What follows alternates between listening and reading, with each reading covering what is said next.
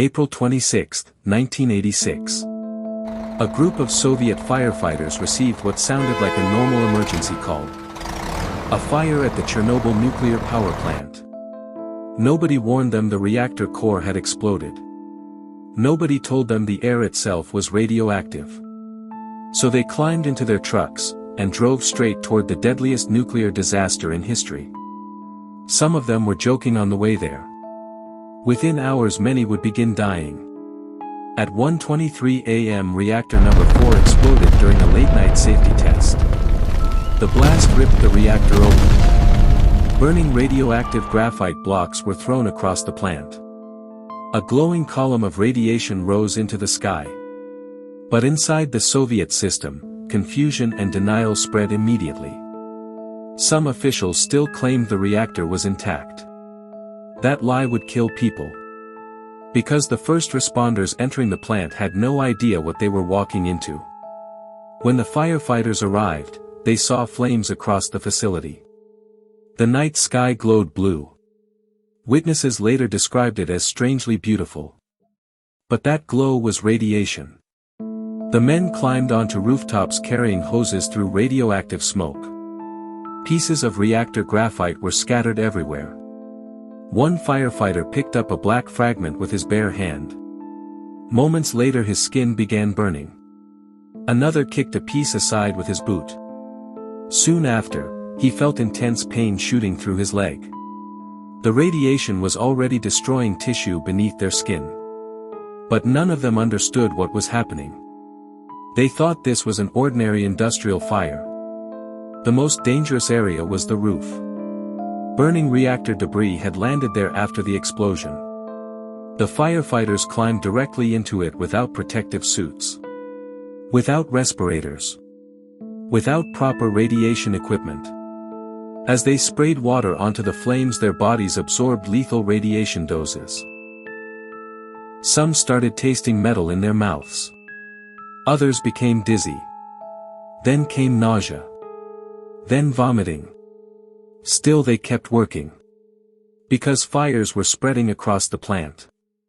And if the flames reached other sections, the disaster could become even worse. The firefighters had no idea they were already dying. Inside the plant, radiation meters maxed out almost immediately. But Soviet officials continued downplaying the danger. Admitting the reactor had exploded would mean admitting catastrophic failure. So confusion replaced urgency. Meanwhile the firefighters stayed in the radiation field. Breathing radioactive particles. Touching contaminated debris. Absorbing invisible poison every second. Hours later many firefighters could barely stand. They vomited repeatedly. Their skin turned red. Some complained that their faces felt like they were burning. Doctors initially thought it was smoke inhalation. But the symptoms became too severe. Too fast. The men fighting the fire were suffering acute radiation sickness. And by sunrise many of them were already beyond saving. The firefighters had been the first victims of Chernobyl. But they would not be the last. While they were collapsing from radiation exposure, the nearby city of Pripyat was still asleep. Children would wake up the next morning and walk beneath radioactive dust. Families would stand outside watching the burning reactor from a distance. And the Soviet Union would continue hiding the truth. The men who answered that emergency call never understood the full danger until it was too late. Because at Chernobyl, the deadliest weapon was something they could not see. The firefighters thought the worst part was over. The fires had been contained. The night at Chernobyl was ending. But inside their bodies something far more dangerous had already begun. Radiation was destroying them from the inside. And most of them still didn't fully understand why. Hours after fighting the reactor fire many firefighters became violently sick. Some could barely stand. Others vomited repeatedly beside the road. Their skin turned bright red. Some complained of unbearable headaches. Several firefighters said they tasted metal in their mouths. At first doctors assumed it was exhaustion. Smoke inhalation. Burn injuries. But the symptoms spread too quickly. And too many men were collapsing at the same time. Something was terribly wrong. The first responders were eventually transferred to hospitals in Moscow. Many of them still believed they would recover. Some were joking with nurses. Others asked when they could go home. To outsiders they didn't even look critically injured. That was the terrifying part. Radiation sickness often begins silently. Victims can appear normal before the body suddenly collapses. Inside the hospital, doctors began noticing horrifying changes. The firefighters' immune systems were shutting down. Their bone marrow was failing. Healthy cells inside their bodies were dying faster than they could recover. And every hour made the damage worse. Some of the firefighters' wives traveled to Moscow to see their husbands. Several had been told not to touch them. But many ignored the warnings. One wife later described how her husband's condition changed day by day. His face swelled. His skin darkened. Blisters appeared across his body. The radiation had damaged him so severely that even physical contact became dangerous. Yet the Soviet authorities still controlled information. Families were not fully told how bad the exposure really was. Even now secrecy mattered more than honesty. Within days, some firefighters entered irreversible decline. Their bodies could no longer repair themselves. Skin peeled away. Internal organs failed. Pain intensified. Doctors tried blood transfusions. Experimental treatments. Anything that might keep them alive. But many had received radiation doses far beyond survival levels. The men who arrived at Chernobyl believing they were fighting an ordinary fire, were now dying from one of the worst forms of poisoning imaginable. And outside the hospital, the Soviet Union was still trying to control the story. As firefighters fought for their lives in Moscow, radiation alarms began going off in other countries. Not in Ukraine. Not in the Soviet Union. In Sweden. Workers at a nuclear plant there detected radioactive contamination on their clothes. At first, they thought their own reactor was leaking. But the radiation was coming from somewhere else. Eventually, the truth became impossible to hide. Chernobyl had contaminated huge parts of Europe. And the Soviet government could no longer pretend everything was under control. The firefighters who entered Chernobyl first had bought the Soviet Union time. But the reactor was still burning. And now another impossible task remained. Someone had to go back. Men would soon be sent onto radioactive rooftops with shovels. Others would crawl beneath the reactor to stop another explosion. Many knew the mission could kill them. But they went anyway. Because Chernobyl was no longer just a fire. It had become a disaster capable of poisoning an entire continent. The firefighters had stopped the first fires. But Chernobyl was still burning.